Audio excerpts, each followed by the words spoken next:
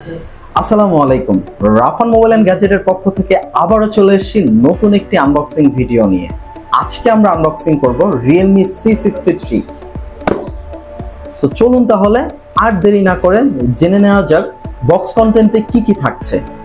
এছাড়াও যদি বলি এই ফোনের কনফিগারেশন নিয়ে, এই ফোনটিতে ইউজ করা হয়েছে 45 ওয়াটের সুপার ফাস্ট চার্জার, সাথে পাচ্ছেন 5000 mAh এর বিগ ব্যাটারি।